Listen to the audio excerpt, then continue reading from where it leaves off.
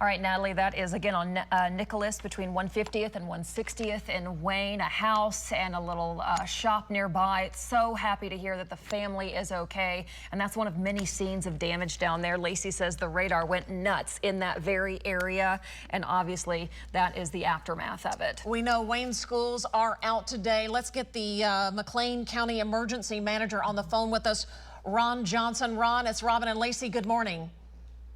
Good morning. Well, it's been a very devastating morning for the Wayne community. Can you kind of just paint the picture of what you guys are dealing with this morning?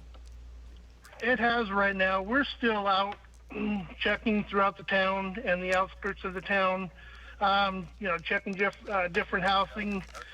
Really, at this point, we have two houses that have been damaged that were confirmed. One is the one on Nicholas, and it was, completely to the ground. We do have a house inside the town that lost its roof. We have multiple outbuildings that have been destroyed, and also multiple down power lines and trees. We have multiple agencies out here right now, and so there is quite a bit of damage. And like I said, as it becomes daylight, we'll be able to, I'm sure we're gonna find more, but that's where we're at right now. We're monitoring some of the neighborhood chats. It sounds like, this thing tossed trampolines into neighbors' yards, that sort of thing. Are you seeing any actual structural damage to the school this morning, Ron? From what we're hearing, I haven't been over there yet personally. I did talk to one of the custodians, and they're checking it, and it sounds like there might be possibly some roof damage. But that hasn't been 100% confirmed yet. I haven't heard back from him yet, but there's some good possibility from what I'm hearing.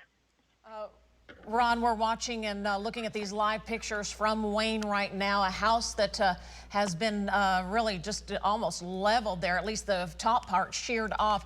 Are you hearing of any damages? Is everyone okay there in McLean County and in the Wayne town right now? Right now, we have not heard of any fatalities, and we haven't heard of any bodily harm at this point. So that's definitely a good thing. But like I said, as we kind of dig further into this, and people start kind of waking up and moving around, I'm sure we'll find further. What are you wanting the folks there in Wayne to know this morning, because the power's out and evaluation of everything?